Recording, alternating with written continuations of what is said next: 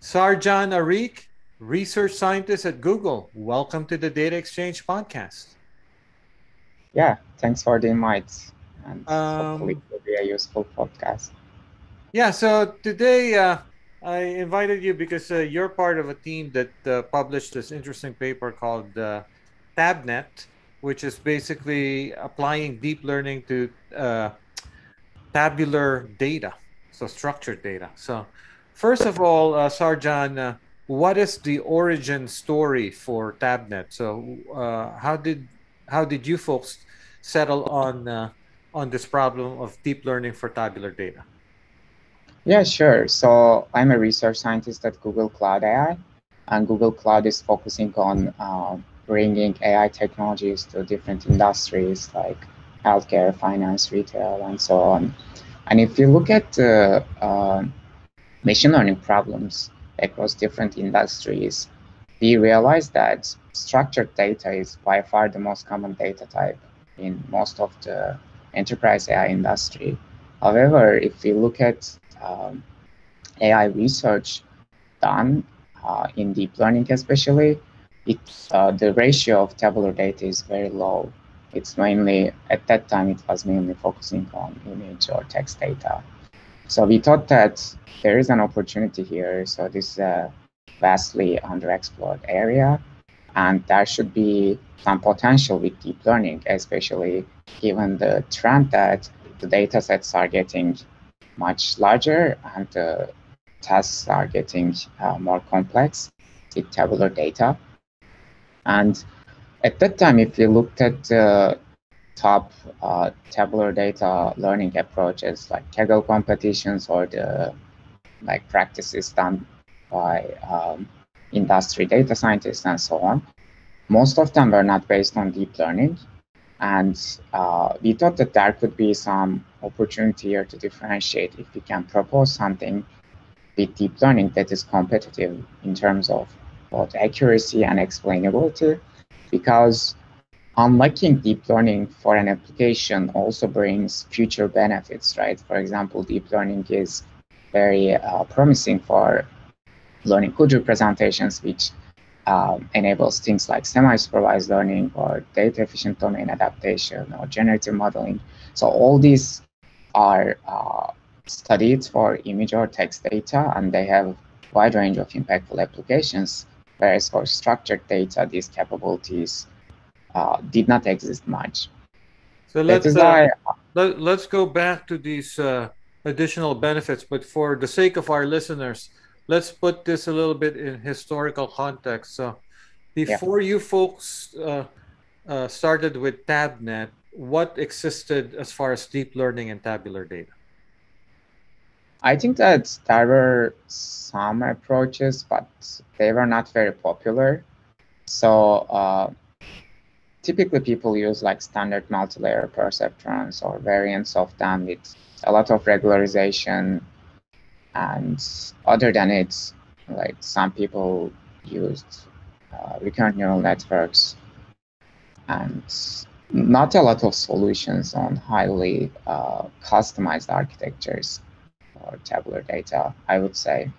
And we also have AutoML product, which is based on architecture search. So there are also approaches like that, especially in the AutoML pipeline, where you have highly computationally intensive approach for finding the architecture by trying many different variants.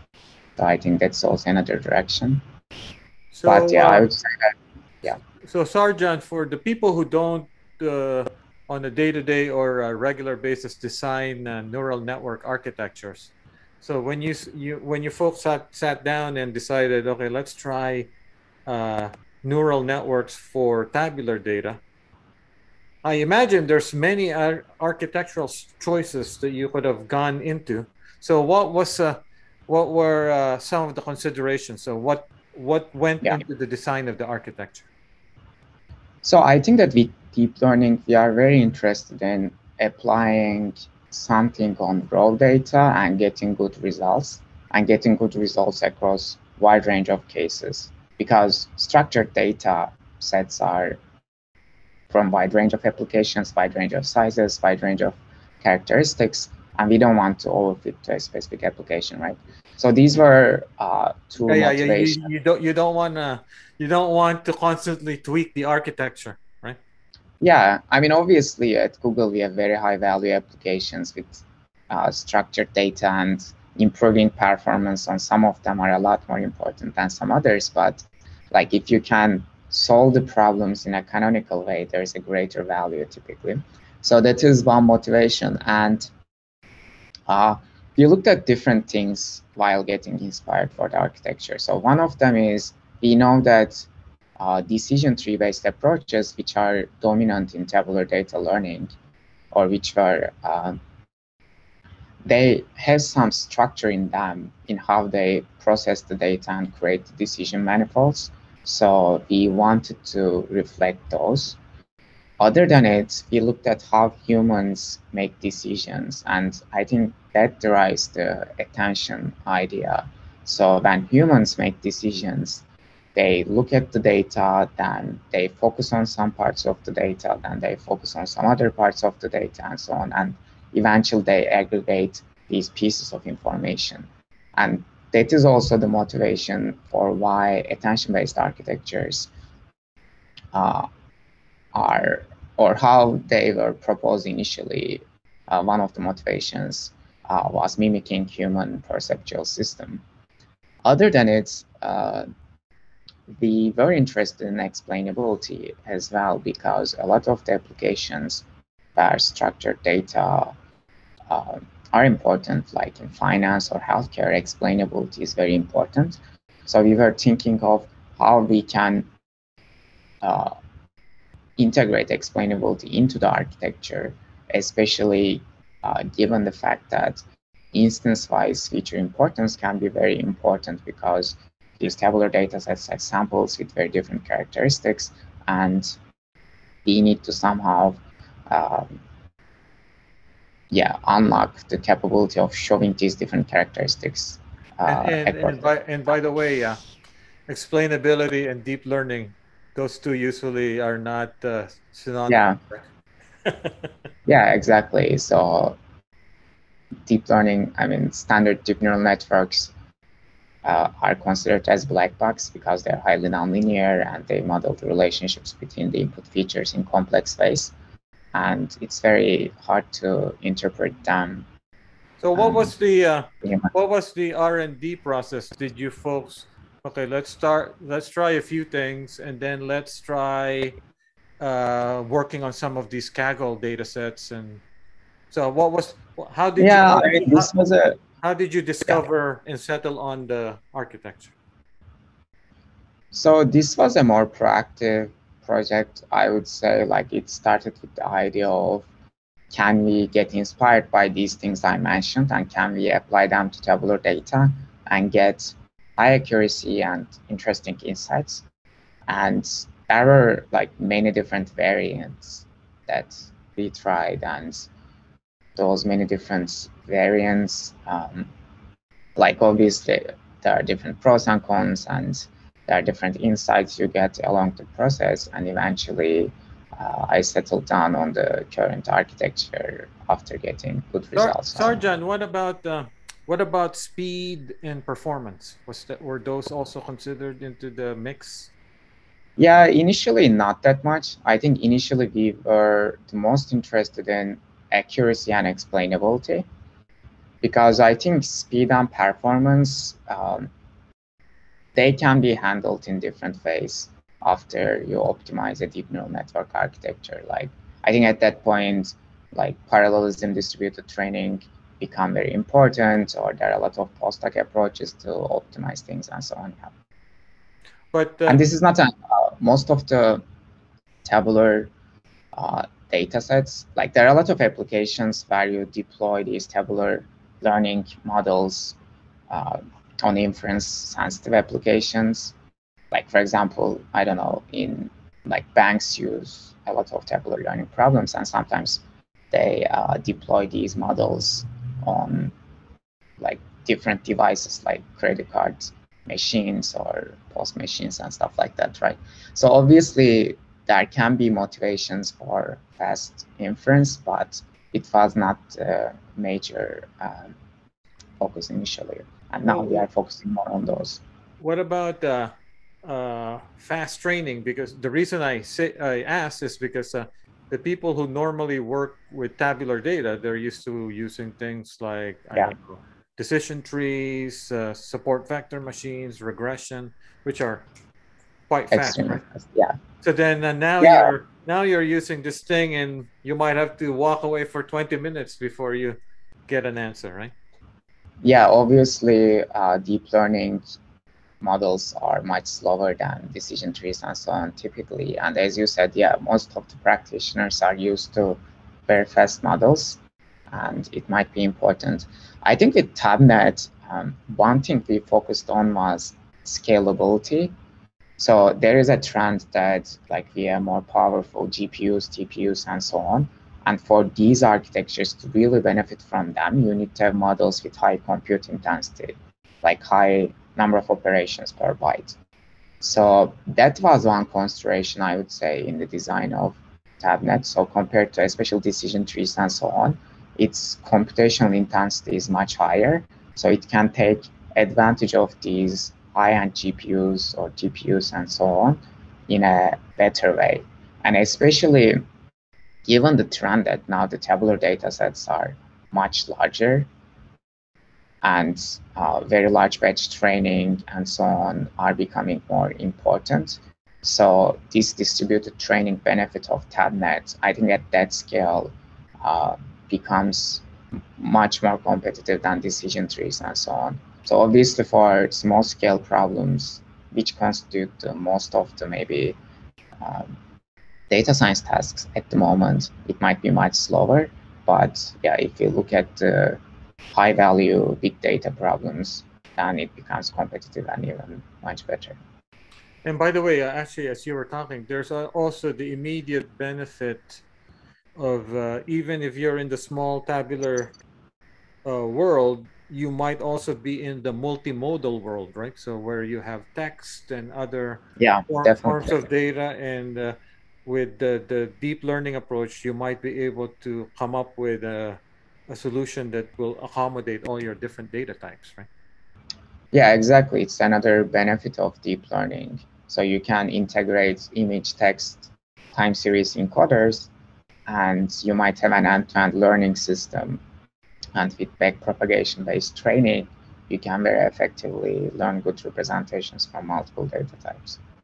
So, what did you folks end up finding? So, for the people who haven't read the paper, so what are some of the high level results that made you folks think that okay, so we're on to something here?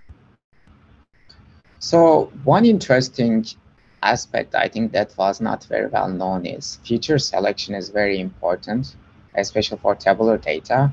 Oh, So you might, it's basically what all these data scientists are focused on, right? yeah, but I would say that especially for deep learning, I think for deep learning it is not Oh, I see. Yeah, yeah, focused on too much. Yeah, I mean data scientists typically, as you yeah. said, For use like structured this, data, right? Yeah, yeah, yeah, yeah, yeah. fast approaches to train with feature engineering and so on. So I think that with deep learning, there is like this curse of dimensionality problem that deep learning models can overfit to some spurious patterns in the data and they don't generalize very properly.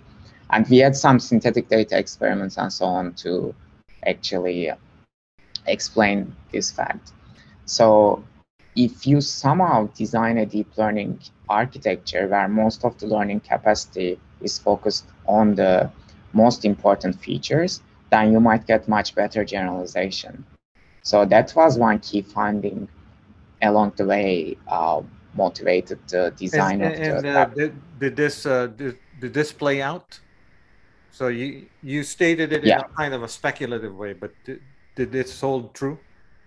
Yeah, exactly. So we did synthetic data experiments as well as real world data experiments, and it turned out to be true, especially on medium-sized small data sets. This was one. Then I think sparsity control is a very important capability that we had some hypotheses on, and we were able to validate with different experiments. So different data sets have different inductive bias for optimal sparsity.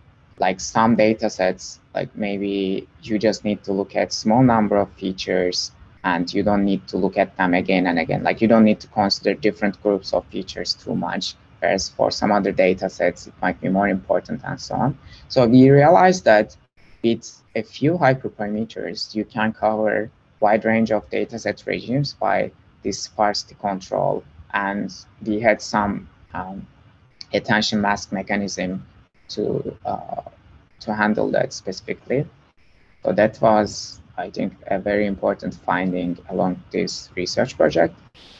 Other than it, normalization was interesting, and like to me, one aspect for structured data learning, and I don't think there is a very strong theory behind this yet. So typically we get the most optimal performance with very large batch sizes, especially compared to image, text data, and so on. So my intuition is that structured data manifolds are very sharp, and using gradient descent to fit to these sharp manifolds, you benefit from large batch sizes. And with Tabnet, also with the motivation of test training, we want very large batch sizes, obviously. So getting the model working well with very large batch sizes, like handling normalization and so on, it was another challenge, and we tried different variants, and yeah, we have arrived at the current approach. And yeah, I mean, overall, our goal was not to just optimize every small detail to like push the like small, like 0.5% more accuracy or something like that, but at a high level to show that with this kind of an architecture, you get these benefits. And it is lucrative because it gives good performance across wide range of data sets while enabling interesting explainability capabilities. And yeah, I thought that like small details, like, I don't know, nonlinear choice or adding layers here and there and stuff like that, they can be further optimized later to really sequence the most of the performance. And yeah, we did that for some other use cases. So let's. I'll ask you a little bit about the other benefits in a second, but let's focus on some of the learnings from actual use cases. So right now, Tabnet is available on Google Cloud. Although I've been using, I don't know if you're aware, there's a PyTorch open source version. So that's what I've been using. So actually, before we go into use cases, so how close is the PyTorch open source version to what's on Google Cloud, as best as you can tell? Oh, I don't know much about it. Okay. I mean, I know that exists, but I don't know details. You haven't tried it. Yeah. So anyway, so you guys built Tabnet, wrote a paper, and I'm assuming some people are using it on Google Cloud. So what kinds of has it lived up? Has it lived up to its potential as you described it, where you wanted it to be used in a variety of different data sets and domains and yeah, I mean, obviously I cannot give names here, but we have some big names using it. So I would say that typically, like, there was a lot of excitement when we released the paper. And as you can imagine, the early adapters are more technical enterprises, data science teams who can understand value and so on. And they are mainly from technology and finance industries, I would say. So we got a lot of traction from those industries, and especially on large data sets and complex tasks, we had a lot of situations where some of our customers tried it and got very promising results. So this ran the gamut of regression classification. Yeah.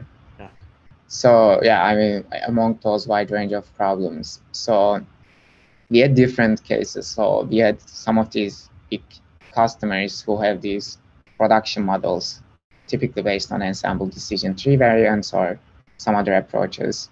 And they have tried it themselves and they got very promising results. So we have those kind of scenarios, as well as There are also scenarios that we work more closely with some customers and so on to push for the performance, but it got a lot of traction, especially from tech and finance industries initially, and now I think it's widening a bit more as it's getting more popular and so on. So one aspect is also like obviously compared to these open source implementations and so on, at Google Cloud, we also focus on like scalability, reliability, usability, and stuff like that, right? And especially some of these use cases uh, are at very, very large scale, and really having the infrastructure to support training these complex deep learning models at that large scale. So there are a lot of engineering challenges also we focused on while productionizing it. And yeah, it has been less than a year since we launched it. So obviously, as time progresses, we will have a lot more data, and hopefully And we will also and public express uh, some of it publicly. and I imagine once you actually gave it to users for them to try out, you also learned a lot. Yeah. So what are some of the things that you ended up tweaking or changing or plan to tweak or change? Yeah, so that's a very good point. I think that if you look at the high value use cases of tabular data learning, some of them are pretty common, some of them are very different. So the ones I think that could be interesting, like obviously scale is very interesting. I think that data sets will get bigger and bigger. Like, I don't know, that trend is still continuing. And So you I mean think giving, scale for training or inference or both? I would say that getting higher accuracy with shorter time on larger data sets in general.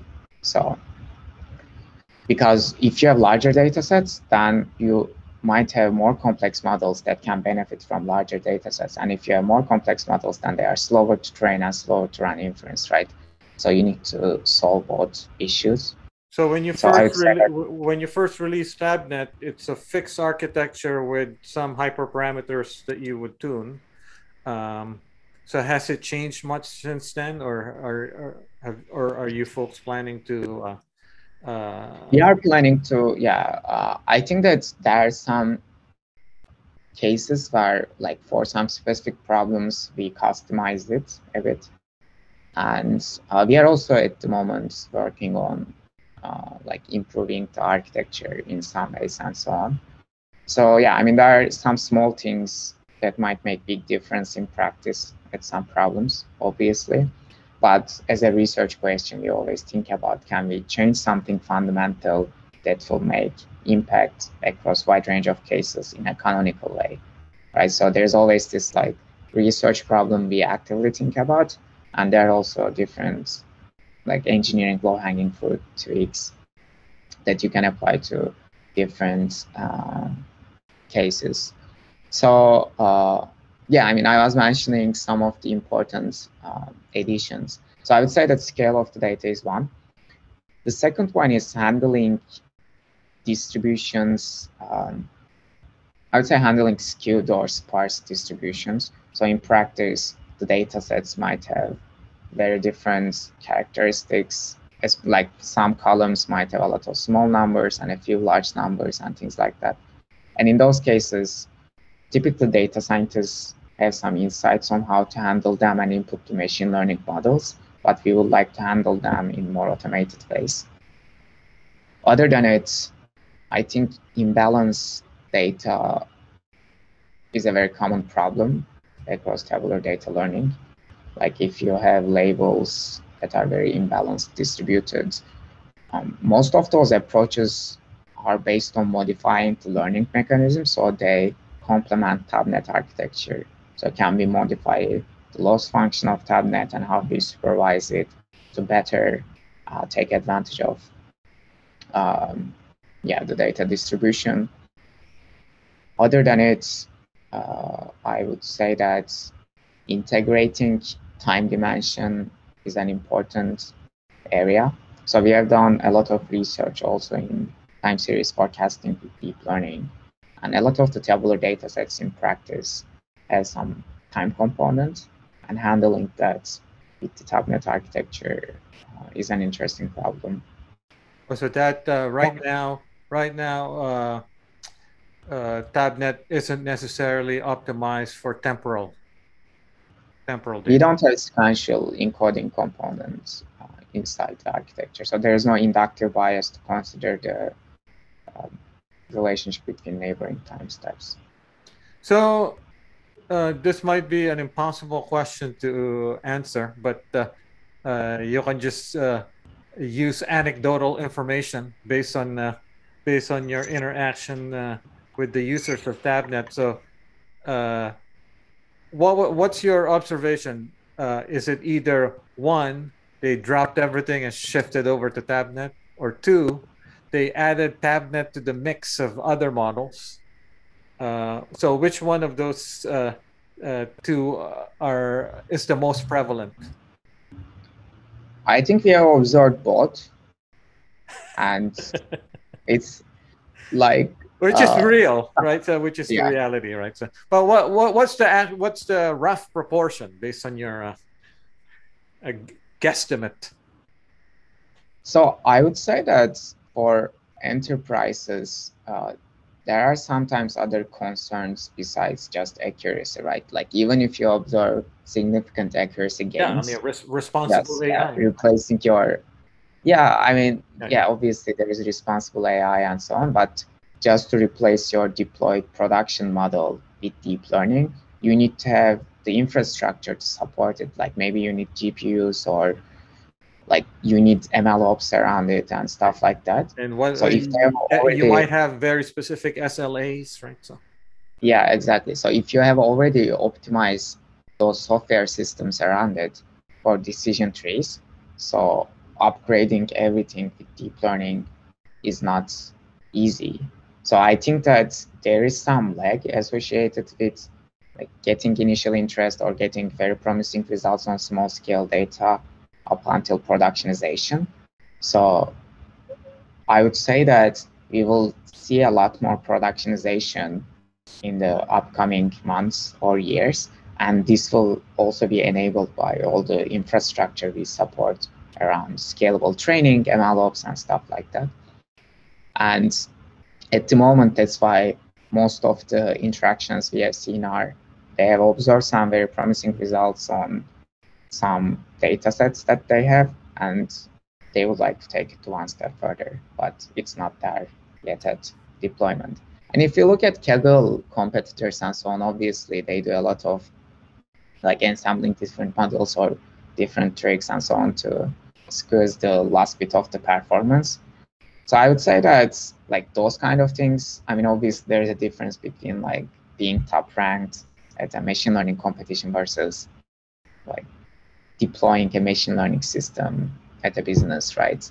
Like that's why sometimes in practice you don't want the classic the canonical example is the Netflix price, right? Yeah. Which is the first competition. The winning model was never deployed because it was too complicated, right? Yeah, exactly. So I think that in practice, like mixing and matching a lot of models and so on might not be. Or maybe Tabnet is just part of AutoML. Right? Yeah. So our AutoML system is also like it is considering a lot of models behind. Yeah. So one value proposition of Tabnet is obviously it's a single deep learning architecture that maps raw tabular data into predictions, right? So there's a value in being a single deep learning architecture. It comes back to like all these capabilities I mentioned and so on.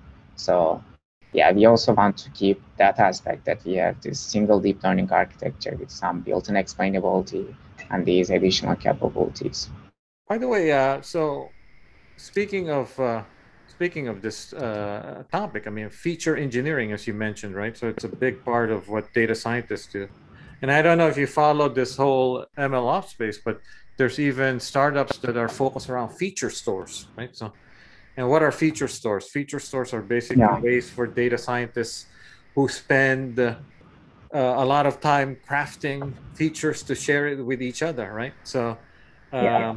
so with Tabnet, it seems like a lot of that may you may no longer have to spend as much time, right? Yeah, exactly. So I think that still, if you have a data scientist that has a very strong intuitions about the task and handcraft some features that are very key to the prediction, it might bring some value. But if you have large data sets and complex tasks that deep learning models can figure out what features to use from raw data, I think that is probably the future. And this is the trend I'm seeing, like as these data sets become more complex and larger and so on.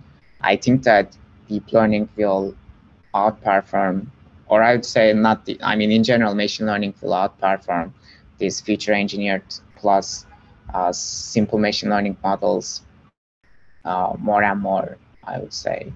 And I mean, one interesting question here is also human AI interaction, right? Like instead of completely replacing data scientists, can we at least uh, provide them a framework where they can input their insights into the system? Productivity boost. And by the way, as you were talking, I realized I misrepresented this whole feature store, feature engineering thing in the sense that actually a lot of that too has to do with the actual data preparation and data pipelines that that data scientists and data engineers may do, right? So which might precede Tabnet, right? Because they have to Yeah. get the data from some source system. They have to do some data pipeline, massaging of the data, and then put it in the feature store, and then Tabnet begins, right? So Yeah, exactly. yeah, So sometimes they apply simple operations, but sometimes they apply complex operations. yeah, And like those a complex, lot of domain knowledge, right?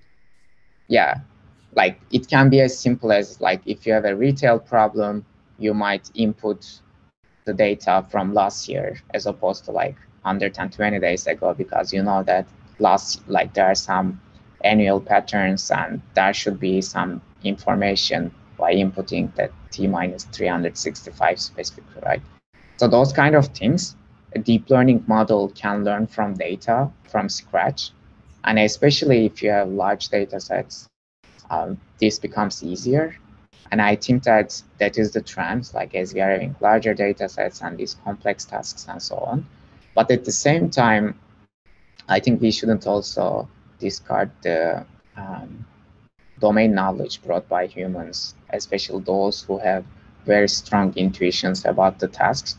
So eventually, I think there should be better ways of combining the strength of deep learning and human domain, like data scientists domain knowledge. And it's also a very interesting research area to me.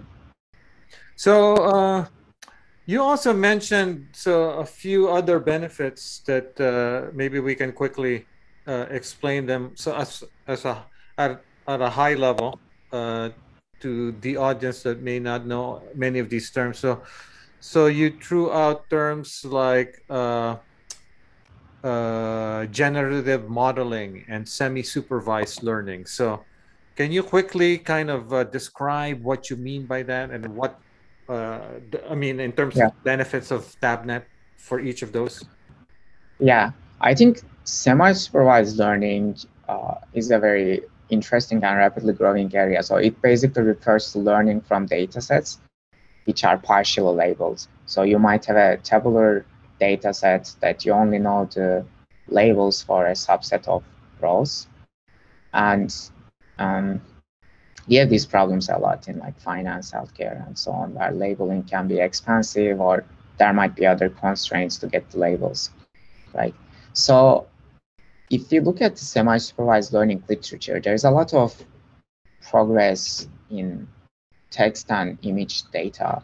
And most of that progress has been fueled by attention-based architectures, intelligently chosen self-supervised learning tasks, and somehow scaling to representation learning, right?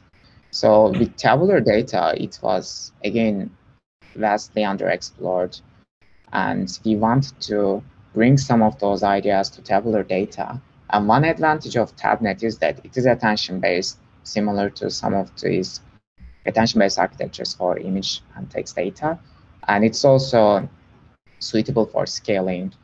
And there are also ways to propose some meaningful self-supervised learning tasks, especially with the control of attention masks. So one thing we explored was guessing of some mask columns. And like intuitively, you know that there are these different columns, and some of these columns have shared information, right? For example, if you know someone's age as like 17, then you know that that person's education level cannot be like graduate school and things like that. So there are these interdependencies between different columns. And if you propose a meaningful self-supervised learning task to basically learn the structure and basic dependencies in the data, then the model converges to a meaningful point in mapping raw data to these meaningful representations, and then the supervised task, the actual downstream task, becomes much more data efficient. So that was the whole. Sergeant, let me just interject here. So for someone who's using Tabnet, so self-supervision is actually super interesting in computer vision, but you're pointing out that its potential in tabular data. But if someone is using Tabnet, is this just a byproduct of Tabnet is doing some self-supervision? Is that what you're saying? It's not available at our current product, or public-facing product, but it is possible, yeah. I mean, obviously, it has pros and cons, right? It has a more expensive training procedure, but it can improve the fine-tuning speed as well as the accuracy. So this is a line of direction that this approach of Tabnet opens up this potential down the road of. Yeah, especially for the cases where the amount of unlabeled data is much, much larger than the amount of labeled data. And so give us a guess of the timeline for when this will become much more mainstream, self-supervised learning for tabular data. 5 years, 10 years? No, it might be earlier than that. Yeah. I mean, I think that now a lot of applications have a lot of sensor readings, and they collect data in many different ways. And data labeling can be very expensive. Yeah, very expensive. In some applications, right? I don't know, like especially in finance or healthcare, where you rely on these domain experts, and it's like very expensive to make them work on that.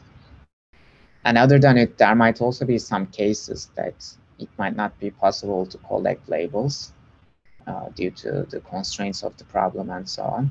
So I think that data efficient learning will become more and more important, or label efficient learning, I would say. And I would expect that probably in a few years, we would see a lot more self-supervised learning applications in tabular data. Yeah, I just saw a great keynote by Alyosha Efros, who's one of my favorite speakers in computer vision.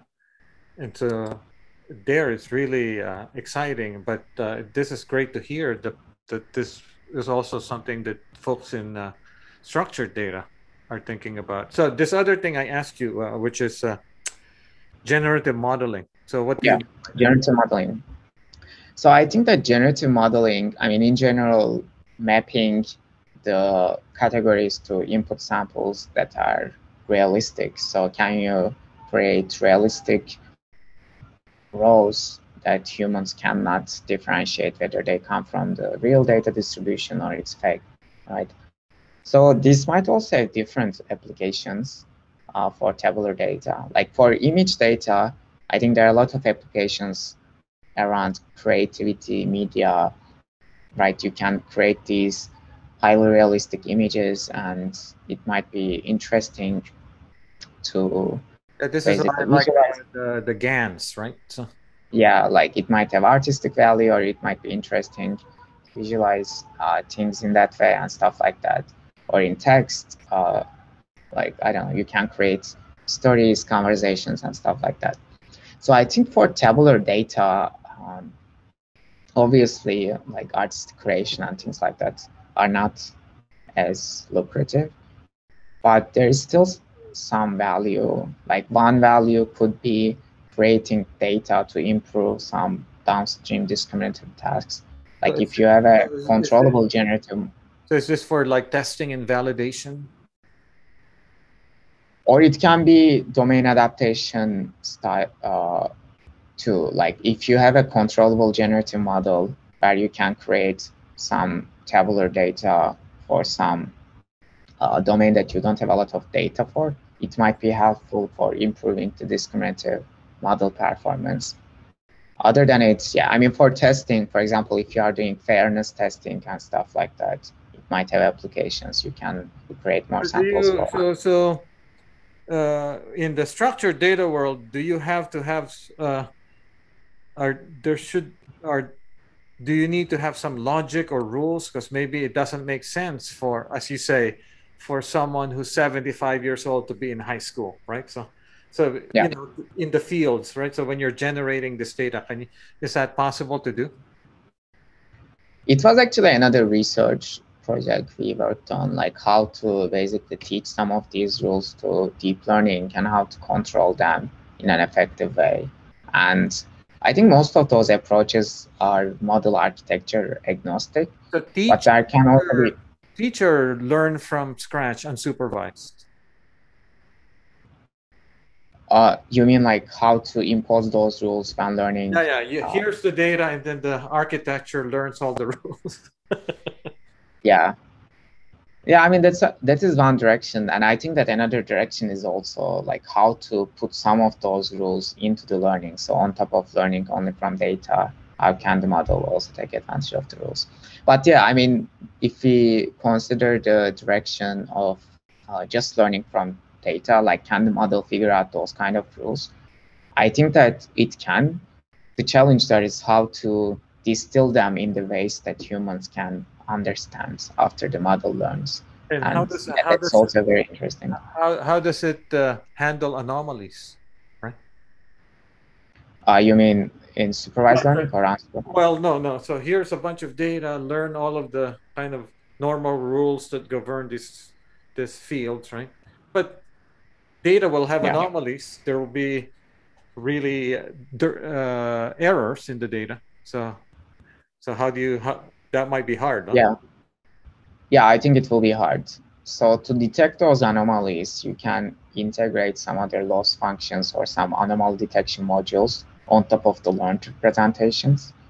So I think that can be an interesting direction. And after you learn those anomalies, you can remove them if they help. Or yeah, I mean, it's application dependent, I would say, and it depends on the goal. Like if our goal is to improve anomaly detection, then yeah, we should have some objective function for it. If our goal is to remove anomalies so that the downstream fine-tuning, supervised fine-tuning task is better, then yeah, we might handle it in a different way.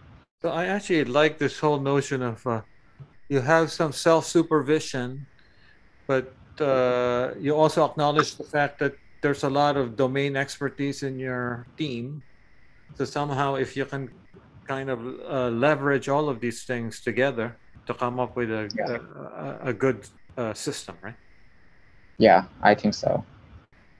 Uh, Especially at some problems, domain expertise is a lot more important. all right. So, and with that, in closing, Sarjan, if I put you on the spot, so if I give you a structured data set right now to enter into Kaggle competition, would you bet the farm on Tabnet? I mean, to become very competitive at Kaggle competitions, so there is one aspect of inner Kagglers that they do a lot of experiments, they get feedback from the experiments, and they adapt the models, right? Whereas if you look at how standard deep learning is trained, you just have the training data, you train it once, and that's it. So I think there's also the missing aspect to really have an automated system to win a Kaggle competition, like enabling that kind of feedback mechanism and doing a lot of experiments and so on. So that's why, like, I would say that if you just train a single tabnet, it's unlikely it will be the top model. But if you combine it with a data scientist who, I don't know, does ensembling, a little feature engineering, like hyperparameter tuning, things like that, yeah, I think it will have a good chance. So, what's the timeline for the deep blue moment in Kaggle? Yeah, it's a good question. Maybe a few years, maybe longer. We'll see. But it will be important, I think. Yeah, because what in chess, I thought what happened was okay. So Deep Blue beat Gary Kasparov, and then for a while, humans combined with machine beat any kind of pure machine. But now I think it's Yeah, back to pure machine, right? Pure machine can beat any kind of human machine combination. yeah. I mean, obviously, if you don't care about runtime or cost and so on, you might be able to do that already, maybe by just trying a lot of things and somehow combining them and so on. But if you also put practical cost and time constraints, I think it's difficult. Yeah, yeah. And with that, thank you. And this is great. Yeah, This is great news for the people listening to this podcast. Like I said, there's an open source version of Tabnet, which I will link to, but obviously the canonical version is on Google Cloud that Sarjan and his collaborators continue to maintain and polish and improve. And thank you again. yeah. Thank you for the invite and have a good day.